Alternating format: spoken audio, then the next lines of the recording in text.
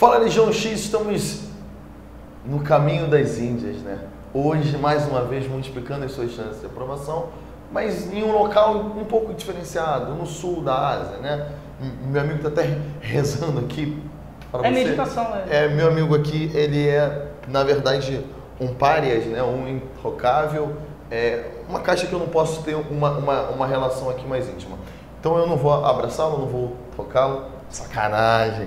Pessoal, estamos mais uma vez aqui no Projeto X, multiplicando as suas chances de aprovação. Eu, como você nunca esquece, eu sou o Zé Bonner e esse é meu amigo Paulo Tausend. E hoje vamos falar Índia, Paulo, é isso? Esse Projeto X pelo mundo tá caro, né? 2 semanas a gente estava na China e veio para a Índia, tá gastando dinheiro esse Projeto X pelo mundo, hein? Tá complicado, o orçamento já tá um pouco apertado, né? Vamos falar da Índia? Vamos lá, vamos cair para dentro. Juntamente com a China e com outros países que a gente, né, não vai falar mais tarde, a Índia faz parte, né, dessa civilização, uma das civilizações mais antigas do mundo. Juntamente com a Índia que nós falamos um tempo atrás, né? A Índia, muito rica na sua cultura, na sua religião. Vamos pegar um pedacinho aqui, começando pela origem. Como surgiu a Índia? Esse nome Índia? Esse nome, né, a civilização, as primeiras civilizações datam em mais ou menos 5.500 anos antes de Cristo. E irá se formar às margens do rio Hindu, daí o nome Índia. A gente percebe, Zé, não sei se você conseguiu prestar atenção naquela nossa aula de China, as primeiras civilizações, principalmente as mais antigas, elas vão se formar sempre às margens de rios. Na China foi o Rio Amarelo, aqui na Índia vai ser as margens do rio Hindu, né? A água como elemento importante para a agricultura, aquele solo bem fértil ali, né, para as plantações. A sobrevivência, na verdade, né, Paulo? A gente nota, a gente fala sempre do Egito, né, com o rio Nilo. Egito também. Essa ideia da dádiva, né? Essa importância da água que desde os primórdios até hoje em dia nós temos aí essa necessidade, né? E hoje, mais uma vez, se ressalta essa importância da água. Os indianos, eles viram isso na sua origem, estando ali ao norte do país, né? Esse rio Indo que nasce com as águas do Himalaia, né? Ou seja, do degelo daquela área. Muito importante esse ressalto. Falando do rio Indo, a gente também tem o rio Ganges, bem importante também, a gente vai falar dele também mais à frente. Com certeza. O que a gente tem que mencionar aqui é que vai ter uma certa migração, fluxo migratório. A galera aqui da Europa, partes ali, regiões da Europa, vai migrar ali para as margens do rio Ganges e vai formar os indo-europeus, né? Esse povo indo-europeu irá formar novas cidades do povoamento e essas novas cidades, povoamento, esse desenvolvimento irá formar uma nova civilização que a gente conhece como a civilização védica, do período védico da Índia. Essa civilização védica vai produzir, vai escrever contos sobre o universo, astrologia, enfim. E vai produzir esses textos que são chamados textos Vedas. Esses textos serão a base para o hinduísmo. A gente fala, né, Zé, bastante de hinduísmo, né, na Índia, mais à frente. Essa Índia, que vamos falar de diversas religiões, mas, sem dúvida, predomínio é a civilização, né, a religião hinduísta. É importante nós lembrarmos que é uma religião que tende a valorizar esse quadro natural, né? Então essa ideia da importância do rio, dos animais e de tudo que há na natureza, né? Universo, cosmos, etc. Exatamente. Eu costumo dizer que é uma religião mais viagem, uma coisa mais naturalista, uma coisa mais voltada para esse quadro puro, né?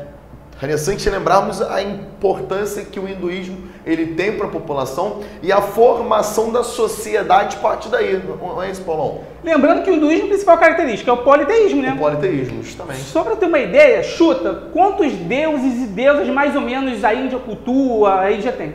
Chuta, mas chuta forte. Chuta forte? 100. 330 milhões de deuses. Mais do que 330 milhões de deuses. É por isso que você não vai encontrar livro, texto nenhum que abarque esse hinduísmo de forma completa. Imagina. Agora tu me pergunta, um deus aí. Vou falar os 330 milhões agora. Que isso? Dá tempo? Não dá tempo não. Mas só para vocês saberem que existe isso. Beleza? Passando agora do hinduísmo, ainda falando desse meio que religioso da Índia, a gente precisa falar do sistema de castas. Vocês já viram a novela, não lembra? Aquela Caminho das Índias? Eu não conheço, não assisti não. Mas tinha Tu é noveleiro, tinha o Opache, que é o Tony Ramos, tinha o Barruan, que era o Márcio Garcia, Noveleiro. tinha o Lima Duarte, que era o Brahman, Tu é noveleiro. mas só sei isso, não sei muito bem não. Ou seja, enquanto a gente estuda, alguns assistem a novela. Aí você vai entender, porque o Márcio Garcia, o Márcio Garcia, né, o cara, o sujeito, né, é um pintor, mas por que a galera fugia do Márcio Garcia? Não podia cruzar a sombra do Márcio Garcia, por que ele era chamado de intocável, o Lima Duarte era o Brahman? Vamos entender agora através desse sistema de castas aqui na Índia. Esse bonequinho aqui, lindo, que o nosso mestre Zé Boni desenhou, ilustra bem esses sistemas, esse sistema de casta. Primeiro, Zé, quem está no topo, na cabeça? Os Brahmanes, né? Os Brahmanes, na verdade, representam o maior topo hierárquico dentro da lógica das castas. Seria o que? Os sacerdotes, né? Ou seja, você vai nascer um sacerdote, vai crescer, vai morrer um sacerdote. Brahman é o topo, né? A zona sul, vamos dizer assim, da linha dessas castas, né? Continuando, o segundo mais importante aqui são os Kshatras. O que representa esse Kshatra? Aí tem um bracinho aqui. O que você vai lembrar do bracinho? Os guerreiros, né? Lembrando que se você nasce Kshatra, morre Kshatra. Ah, mas o Kshatra pode casar com... Não tem. Ah, mas no caminho das Índias não, mas de lá esquece. Continuando aqui, a gente tem uns Vaixas, que tem aqui, né, perninha, talvez rabisquei, tem a perninha. O que seriam esses Vaixas? Agricultores, comerciante, galera do artesão, né? Mais abaixo dessa linha. Aqui o pezinho, seria o que? Os Sudras, ou Shudras, né? A galera um pouco mais, os serventes, né? Mais abaixo dessa linha. E Zé, abaixo de tudo, no chão, quem tá? Os párias, né, galera? Ou intocáveis. A gente nota aí, dentro dessa lógica que o Paulo trouxe pra gente, que não vai haver essa ideia de se... É uma troca dentro dessa ideia de castas. Negócio de mobilidade não tem. Mobilidade social, ela não é existente até então, né? A gente nota, na verdade, que vai haver uma variação, ou seja, esse sistema de castas, ele tende a ser vetado, né? Já no sistema moderno. Então, não é mais uma lei, ou seja, isso fica, no caso, na ideia da sociedade, da cultura indiana, mas não é mais uma lei. Isso já está enraizado, né? Por mais que juridicamente isso aqui não seja, mas está enraizado na cultura indiana, né? Na parte rural, então, né, há esse predomínio, quase que por completo se segue isso. No meio urbano a gente nota já uma flexibilização, né, Paulo? Isso é bom que a gente lembre que na área urbana nós temos uma influência desse meio externo, ou seja, outras civilizações eles vão ali e eles tendem, na verdade, a fragilizar essa lógica das castas. Agora, no meio rural, uma área mais afastada dos centros, uma área mais pura de influência, eles ainda mantêm esse sistema, que é um sistema muito forte, punitivo para quem está na parte inferior da casta. Né? Só lembrando que esses pares também conhecidos como os Dalit, né? Os Dalit, muito bem lembrado. Aí você pergunta assim, mas como é que isso é imposto? Como é que o cara é Brahmana? Como é que o cara tem a ver com a chamada lei do karma? Você conhece, né? Aquele seu namorado mala que você fala, ai meu Deus, esse cara é meu karma. O que é isso? O que significa um karma? Aquilo que você foi na vida passada, você volta, o ciclo recomeça e você tem uma nova chance, vamos dizer assim. Ou seja, se você foi ruim, você vai voltar ruim. Vai voltar tão ruim a ponto de você ser um Dalit. Se você fez boas ações, foi bonzinho, legal, assistiu o Projeto X, você pode voltar como um Brahmani. Então você vai ter um destino, né, melhor, né, um destino mais proveitoso, tá ligado a essa lei do karma, que tá ligado àquilo que o Zé tá falando, aquela coisa do universo, do cosmos. Lembrando que o deus Brahmani é o deus da criação, né, o deus talvez mais importante aí da Índia. Uma espécie de Zeus, né? Agora, você pode voltar também na figura de um animal, né? É importante lembrar. Exatamente. Caso tu visite a Índia, né? Você vê um ratinho passando e tu deixa que eu mato, plá! Cara, não faz isso não. Tu pode estar matando ancestrais aí, o nego vai te punir, né? Então, na verdade, há esse toque, eles vão às praças ali, eles alimentam ratos com leite, o rato sobe no corpo dele. Então, há, na verdade, essa fixação com o animal, nessa ideia também de valorizar quem já passou ali, porque você pode voltar na figura dele. Esse karma aqui tem uma história bem legal, né, Paulo? Que quando seu filho nasce, normalmente os caras na Índia eles vão até o rio Ganges, raspam a cabeça dele aos 2 anos de idade, colocam ali dentro de uma pasta de trigo com uma rúpia no meio e jogam no rio. Na ideia eles estariam a deusa Ganga estaria lavando todo ele e ficaria apenas nos karmas bons, ou seja, é uma forma aí de uma espécie de batismo aqui numa alusão próxima a gente. Esse Rio Ganges também que é usado na novela Caminho da Gente, a gente via muito, a galera se banhando no Rio Ganges como forma de purificação, né? Se você cruza com Dalit, né, a sua sombra passa pela sombra de... A galera pro Rio Ganges banhava para purificar a sua alma. Então a gente já conseguiu perceber nesse cenário inicial que a Índia está muito envolvida nessa questão de universo, deuses e deusas, tranquilo? Mas está muito legal, mas a gente precisa dar um salto, né? Vamos partir para o século XIX para falar um pouquinho mais sobre a Índia. Se eu fosse um Dalit agora... Bom, vamos agora dar o famoso pulo e partimos para o século XIX. Zé, quando a gente pensa em século XIX, o que a gente tem que falar que não pode deixar de falar? A gente falou na China, falou na Índia e provavelmente vai falar em outros países sobre o imperialismo, né, galera? A gente lembra que, na verdade, esse período vai ser marcado por essa expansão da Europa pelo mundo, né? Então a Europa começa a se mobilizar, essa busca por matéria-prima, já estamos falando de uma indústria extremamente aquecida. Segunda Revolução Industrial. Segunda Revolução Industrial, essa necessidade de conquistarmos o mercado, continuarmos aceitando essa matéria-prima. E vamos para onde? China? Não, Índia. O Zé falou uma palavra-chave, mercado. Índia, Zé, responde para mim. Muita, pouco ou mais ou menos indivíduos, indianos. Como é que é a população lá? Muitíssimo, né, galera? Hoje a gente trabalha na faixa de 1 bilhão e 200 milhões de pessoas. Então, é um bom negócio, né, galera? É um ótimo negócio, né? É um negócio da China, não, da Índia. Da Índia. Lembrando que nessa época aqui devia ter uns 400 milhões, mais ou menos, de indianos. Pô, o imperialismo ele visa o quê? Matéria-prima. Opa, a Índia tem? Tem. Muito. Mercado consumidor, a Índia tem? Só tem, né? Só tem. Quando a gente pensa em imperialismo na Índia, a gente vai falar da Índia britânica, a gente vai falar daquelas companhias de comércio, né, inglesas que vão invadir, né, o comércio, a Índia. Lembrando que quando a Índia chega, o que vai acontecer com a produção local ali dos indianos? A Índia tem como concorrer com os tecidos britânicos? O que acontece com a economia da Índia? Vai cair drasticamente. Então a gente já consegue perceber o impacto que esse imperialismo britânico vai ocasionar na Índia. Só uma observação aqui, quando a gente pensa em imperialismo, de cara a gente pensa em Inglaterra. A Inglaterra ficou famosa como sendo um império onde o sol nunca se põe, porque em qualquer lugar do mundo tem uma colônia inglesa. Bom, a gente fala de imperialismo, lá no Japão a gente fala... Lá no Japão, olha, eu tô com o Japão e China na cabeça. Lá em China, a gente falou da Guerra do Ópio. A Guerra do Ópio é o quê? Contra a dominação britânica na China. Revolta dos Sipais, adivinha, vai ser contra o quê? Contra a dominação inglesa na Índia. Os Sipais, né, que faziam parte ali, os soldados, né, indianos, faziam parte da companhia de comércio, servia ao exército inglês, foram treinados pela Inglaterra. Por que essa galera vai se revoltar? Ponto 1, Zé, ocidentalização. A Inglaterra está querendo promover, né, essa ocidentalização no território indiano. Sabia que os ingleses fizeram um decreto lá, dando como uma obrigatoriedade do ensino de inglês nas escolas. Olha o processo de ocidentalização. Outro ponto, talvez o estopim, será quando os cipais vão utilizar os fuzis, né, ingleses, e no cartucho desse fuzil, né, vai ter uma proteção. Que isso? Parece um marajá, né? Marajá, se você não é uma espécie de governante quando a Índia foi dividida, enfim.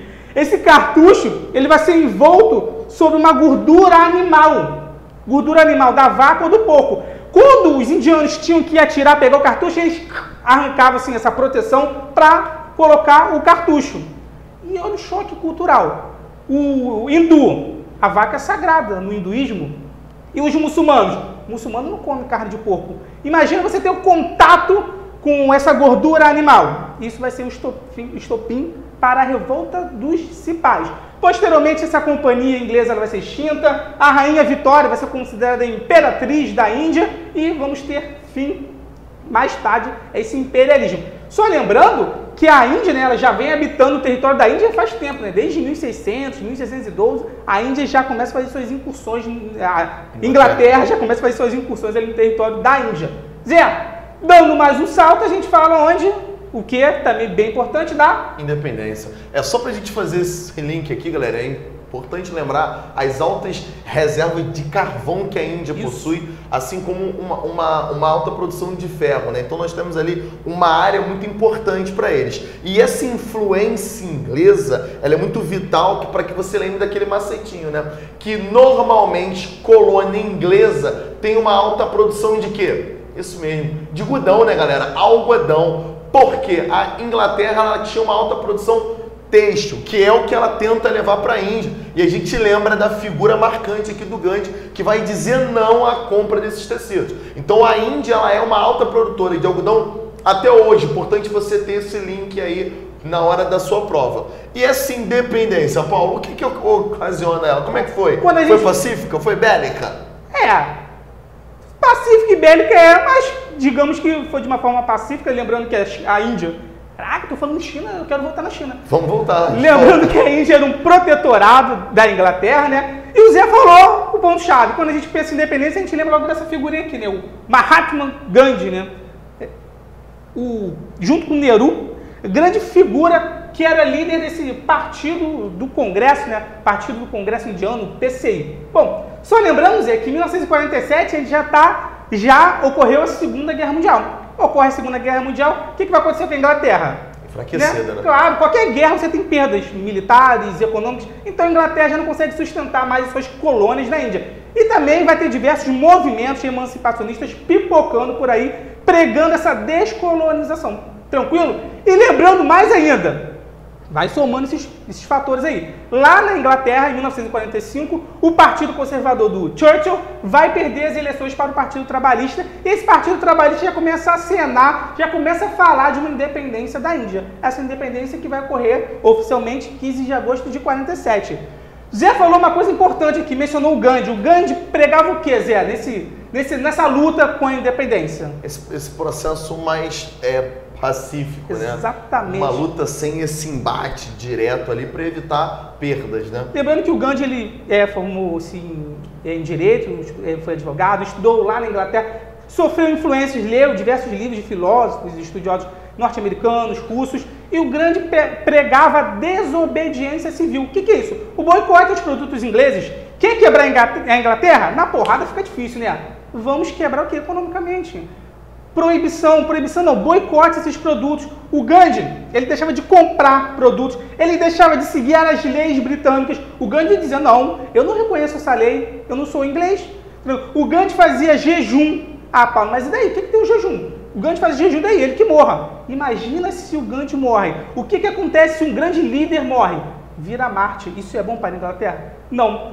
Então o Gandhi vai fazer diversos protestos, o mais famoso, a Marcha do Sal, né? Lembrando que quem detinha o monopólio do sal era a Inglaterra, então Gandhi caminha cerca de 300, 400 quilômetros com diversos seguidores até chegar no mar para obter esse produto, e juntamente com o Partido do Congresso, que surgiu por volta de 1885, né? Esse partido ainda tinha esperança de fim da Primeira Guerra conseguir essa independência, que não foi possível. Nós vamos ter também a Liga Muçulmana, em 1906. Lembrando que a Índia tem uma grande divisão entre os hindus e os muçulmanos. É claro que os muçulmanos eles não queriam ficar de fora desse processo. Imagina, Índia, independente. Opa, quem vai ganhar? Se a maioria é hindu? Os hinduístas. E os muçulmanos onde ficam? Não, a gente não pode perder. Então vai ser formada essa Liga Muçulmana. Acontece que, quando a Índia é declarada independente, né, sai das forças, né, britânicas, ocorre a famosa divisão. Por que divisão? Primeiro, Índia tem, claro que a maioria hindu, mas também tem os muçulmanos. Então a Índia é dividida em Índia e Paquistão. Índia, maioria hindu. Paquistão, muçulmano. E o Paquistão ainda vai ser dividido em Paquistão do Ocidente e Paquistão do Oriente. É claro, Zé, que isso aí vai ter uma rusga, vai ter um conflito entre os hinduístas e os muçulmanos, a galera do islamismo, mas isso aí a gente vê no próximo bloco. Galera, no quadro passado nós vimos a independência da Índia, vimos o imperialismo, o fim desse domínio britânico, né, na Índia, desse subcontinente indiano. Nós vimos a figura do Gandhi, né, importante nesse processo de independência, né, a Índia que torna-se independente em 1947, o Gandhi com toda aquela marcha da desobediência civil, tal. Em 1948 o Gandhi morre, né? Ele é morto, assassinado por um extremista hindu que não considerava certa essa posição do Gandhi de não obediência, queria o Gandhi com uma postura mais incisiva, mas não aconteceu. A gente viu que a Índia se tornou-se independente e ocorreu a divisão entre Índia e Paquistão. Tranquilo? A gente vai falar disso daqui a pouquinho, um pouco com mais detalhes dessa divisão. Agora a gente tem um mapa aqui lindo que o nosso indiano mestre Zé Boni desenhou. Zé, dá uma explicada aí nesse mapa aí que eu quero saber.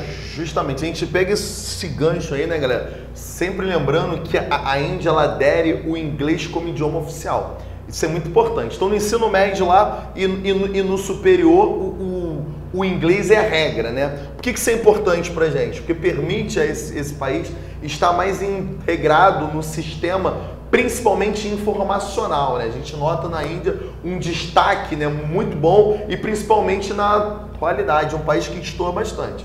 A gente precisa lembrar que nós estamos falando aqui do país que possui a segunda maior população da Terra, importante porque é da Índia, né? 100% das terras agricultáveis, tendo a segunda maior área cultivada da Terra, pessoal, já caiu na prova da UERJ, importantíssimo pra gente. A gente lembra que é o terceiro país que mais usa carvão, logo é o terceiro país que mais emite CO2, estando em quarto lugar no consumo de petróleo. Então você nota que a indústria da China, da Índia, olha aí, roubei essa característica do A China não sai, de trocar o país aqui. Muito bem, ficou legal, né?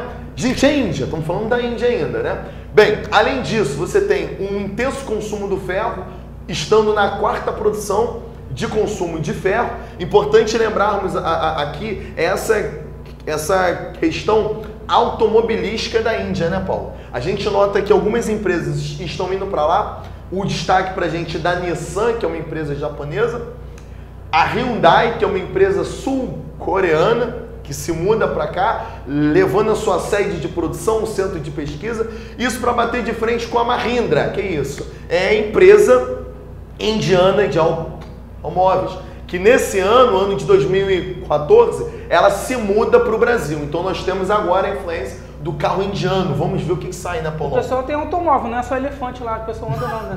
Tem carro, né? O pessoal anda de carro, anda de moto, anda de bicicleta. Estamos falando aqui de um dos piores trânsitos da Terra, né? Bem que o Brasil também bate um bolão nesse campo. O sexto país na produção de automóveis e o nono país em termos de reserva hídrica. Dando esses dados aí que a gente pegou do Wikipedia, né? E eu sei tudo, tá tatuado no meu corpo. A gente nota, galera, que se cair na prova, a população da Índia ela está predominantemente onde, Paulão? Como o Paulo falou no início da aula, né? Essa importância do rio Ganges, a deusa Ganga, né? Os três rios sagrados para eles, que é o Ganges, o Brahmaputra e o rio Indo, que deu nome ao país. Então a população ela está à margem do rio Ganges, com um destaque para o Nordeste, onde verdadeiramente houve essa influência inglesa. E essas cidadezinhas aqui são importantíssimas, tá, galera? Mumbai, antiga Bombaim, Delhi, Calcutá e Bangalore, formando o que se chama de quadrilátero dourado, onde nós temos uma alta produção tecnológica. A gente lembra aqui de Mumbai, né, Paulo, hoje, que se destaca com a maior empresa cinematográfica da Terra, a maravilhosa Bollywood, ultrapassando Hollywood, né? Que isso? A gente nota... Viu? Quem quer ser um milionário? Que isso, perfeito. É o exemplo que a gente usa. Ou seja, já estamos consumindo filmes indianos. Isso é importantíssimo pra gente. A população vai estar aqui em Calcutá com um grande número, né? Formando aqui várias mega cidades. Bangalore, um destaque pra gente, conhecida como Vale do Silício. Paulo, esse nome te lembra o quê? Vale do Silício. Silício. Por que silício? A gente fala, mas aqui tem muitos relícia? Aqui tem muitos relícia? Eu tô falhando aqui. Toda hora ele vem. Não, é o que eles fazem com silício, né? Esse Vale do Silício remete a gente à área da Califórnia, com uma alta produção tecnológica. Assim como você tem na cidadezinha de Bangalore, onde as empresas estão vindo aqui absorvendo trabalhadores que são qualificados e, principalmente, que seguem o hindu, ou seja, são trabalhadores que não roubam. Olha que interessante, Paulo. Hoje as empresas já buscam trabalhadores, né, por conta de uma relação cultural que esses caras têm. Diferente do brasileiro, né? Tido como mão leve. Olha que apelido bacana aí pra gente. O brasileiro segue esse apelido aí, né? Enfim. Esse apelido triunfal. Bem, agora, você nota que essa areazinha, ela está por fora do Planalto do Deccan, ou Dedeccan, que impede que a população ocupe essa faixa central. Importante lembrarmos aqui ao sul, pessoal, o Sri Lanka, né? Onde nós temos o grupo Tamil, que vem da origem dos Tamils, que exercem uma forte influência no sul da Índia, numa tentativa completamente frustrada de tentar uma espécie de independência ou de maior influência na Índia, o que a Índia jamais iria permitir. Somente esse processo de separatismo que chama a atenção na Índia Paulão? Não, a gente tem que observar, a Índia pode até falar de atualidade, né? Com certeza. Não deixa de ser atualidade, né? A gente precisa tratar de uma questão que ainda não está resolvida na Índia, né? Que até hoje existe um conflito ali, na verdade é um barril de pólvora pronto para explodir. Vamos falar da questão da Caxemira. E por que esse processo é tão importante para a gente, né? A gente sabe que a Índia, ela tem uma alta produção de urânio, o que corrobora na produção... Falou urânio, já... O que tem? Olha o medo, questão nuclear, né, professor? A famosa bomba atômica, que a nossa amiga Índia vai ter e... O nosso querido Paquistão. O Paquistão. Também. Você já lembra disso que tu já viu na sua aula de geografia. Países que terminam com "ão" são países que apresentam o quê? Um Estado não laico, voltado para a estrutura do Islã, ou seja, uma nação muçulmana. Vai dar ruim, hein, Paulo? Vai dar. Vamos falar agora de uma questão bem importante, questão que é cobrada no vestibular, atualidade, uma questão que não está muito bem resolvida ainda, então é um pouco complexa aqui, mas vamos tentar aí detalhar, né, pegar os principais pontos da questão da Caxemira, essa região disputada pela Índia, pelo Paquistão, onde a China também quer um pedacinho, né, todo mundo quer um pedacinho da Caxemira. Só lembrando que quando a Índia, ela promove, acontece a independência lá da Índia em 1947, a Índia ela é dividida, nós temos a Índia e o Paquistão ainda vai ser dividido em Paquistão Ocidental e Paquistão Oriental. Paquistão Oriental em 1971 sai fora, vai dar origem a Bangladesh. Só lembrando que em tempos de Guerra Fria, né, a Índia ela vai dialogar um pouquinho mais com a União Soviética e o Paquistão vai bater aquele papo gostoso com os Estados Unidos. Só lembrando também, nós já vimos isso, Índia, maioria o quê? Hindu, o hinduísmo. Paquistão, maioria o quê? Muçulmano. Opa, já deu problema, você já viu que tá dando problema aí. Caxemira, essa região da Caxemira, a maioria o quê? Muçulmana. Então o que o Paquistão diz? Opa, se na Caxemira a maioria é muçulmana, então a Caxemira quer minha do Paquistão. E a Índia não quer, e a China também quer um pedacinho. Opa, mexeu com religião, mexeu com etnia, conflito à vista. Só lembrando que nessa província aqui de Punjab, né, quando ocorre essa divisão, de repente assim, opa, calma aí. Punjab e Bengala vão ser também divididas. Quem é hindu, fica do lado hindu. Quem é muçulmano, fica do lado muçulmano. Lado A, lado B, lado B. Só que, de repente, vai ter hindu do lado do muçulmano e muçulmano do lado do hindu. E eles vão precisar fazer essa travessia, esse fluxo migratório. E nessa travessia, nesse fluxo migratório, vai acontecer o quê? O fight! A galera vai cair na porrada aqui. A gente fala de cerca de 250 mil ou 1 milhão de mortos, né? Vão ser presos, massacrados nesse fluxo aqui. Bom, mas o importante que a gente precisa entender nessa questão da Caxemira é como isso pode aparecer no vestibular. Como o vestibular, o seu concurso pode cobrar essa questão da Caxemira. Zé? Perfeito, pessoal. E aí vem a função do Projeto X, que é mastigar algo para você, né? Paulo, eu tô com a impressão que eu já fiz isso aqui 3 vezes, né? Gente, vamos lá. O que é importante nós lembrarmos aqui? Como é que isso costuma aparecer na prova para você? Bem, em primeiro lugar, eles costumam dizer que essa área da Caxemira é uma área rica em recursos minerais. Você já sabe que está errado, porque nós estamos falando aqui de uma partezinha do Himalaia, ou seja, de um dobramento moderno, que não deu tempo ainda, né, de se consolidar esses minerais. Então isso aí você tira.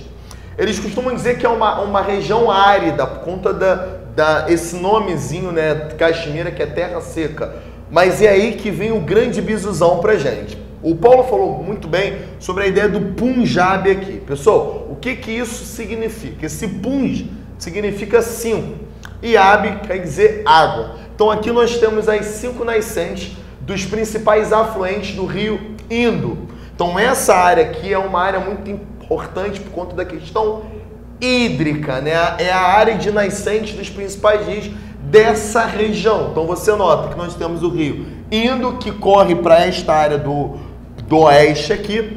Na Índia, nós temos a formação do rio Ganges, né, que nós falamos, que é uma área importantíssima ali, né, onde as civilizações vão ocupar.